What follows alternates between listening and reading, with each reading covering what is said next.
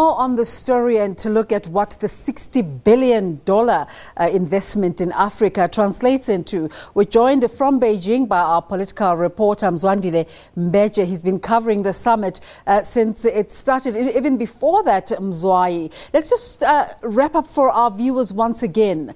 When this started, it was the state visit, and then we moved on to FOCAC. Just give us a brief overview of what has been happening in the past few days. Thank you very much, Desiree, and a very good morning to our viewers across the nation and obviously the entire continent. It's just gone past 3 p.m. here in Beijing, and then in the next 1.5 hours we expect President Cyril Ramaphosa and President Xi to address a joint press conference to communicate the decisions of the Forum on China-Africa Cooperation. Going back to your question, this has been for President Ramaphosa a 3-day visit. He started by undertaking a state visit, basically reciprocating a visit that was done by the Chinese president a little over a month ago. And there they signed a number of agreements really as part of strengthening this growing relationship between South Africa and China. And of course, when President Xi was in South Africa, they signed further agreements and also decided there to elevate these relations to comprehensive strategic relationships. So which means the presidents will have to monitor any agreements that are happening between the two to make sure that they get implemented. That was the first leg of President Ramaphosa. Then yesterday, the official opening of this forum did take place as the co-chairs, President Ramaphosa and President Xi, opened this forum. And there it was very clear that they are serious about elevating this relationship now, not only with South Africa, but this relationship with the entire African continent. President Xi committed another $60 billion to help Africa in terms of its development projects. Remember in 2015, when the forum took place in South Africa, he did the same. He committed $60 billion again. And then he also gave a report back insofar as what has that $60 billion done. I mean, he basically said most of the money has been issued and the projects have been identified. So everything that had been planned for is basically in order.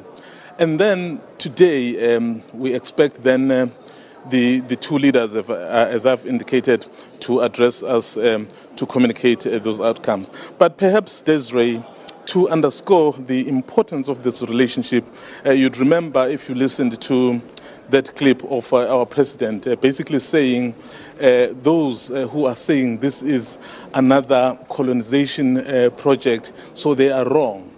And of course, the president here, the Chinese president, made it clear that this is just a relationship of friends really wanting to help each other.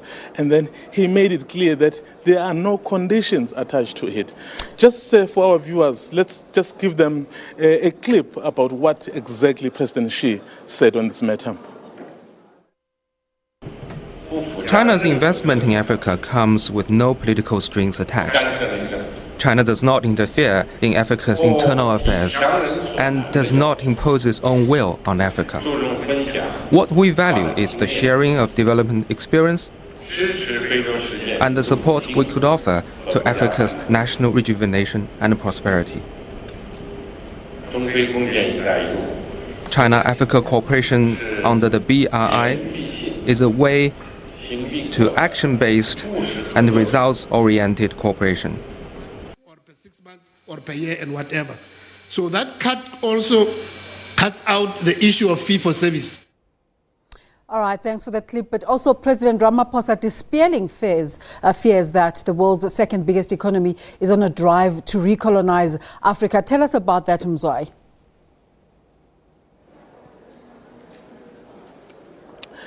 Basically, if you look at the kind of projects that are ongoing on the African continent, particularly north of South Africa, whether you are in West Africa, you are in East Africa. So there are a number of projects that are underway that are sponsored by the Chinese. It was reported that 20 airports from the African continent have been built by the Chinese. There are a number of railway lines that have been built. I mean, the case in point is a railway line that was built in Ethiopia, and many highways. So basically, the kind of investment that the Chinese are throwing into the African continent has led to some basically to say, well, this kind of help is not necessarily innocent. Perhaps China is after something. And that's when the leaders of the continent said, well, all that China is doing, it's doing it with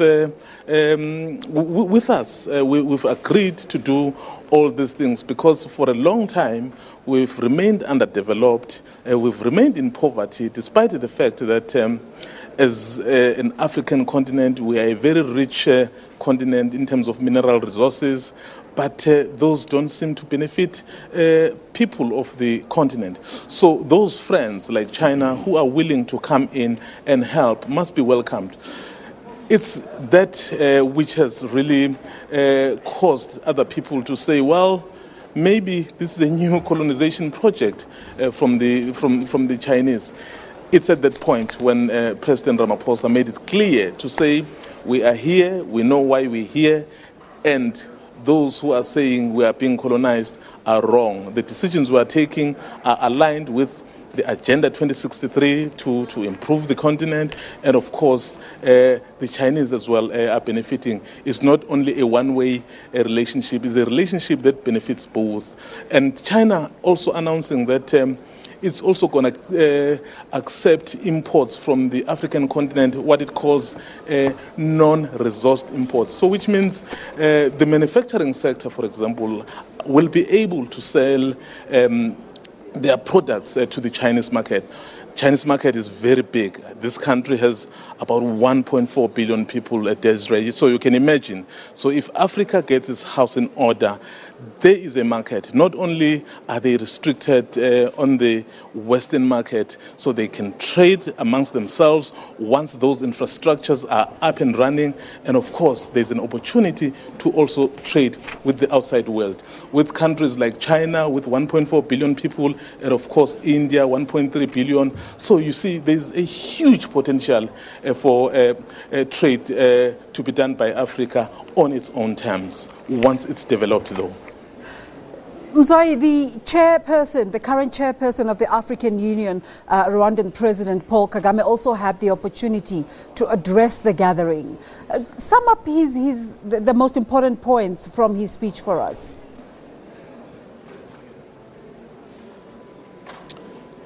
I think it was very interesting to listen to the rotating chairperson of the AU in this instance, is President Paul Kagame of Rwanda.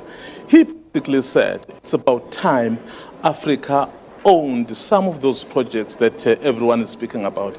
If China, for example, identifies a certain area in which it needs to do business, then Africa must really be able, or that particular country which that project is taking place in, must be able to own that project. It can't just be a project being brought by the Chinese and then the Africans or that particular country is a bystander. But they must have a role. They must decide in terms of its design, in terms of its how it will be carried out.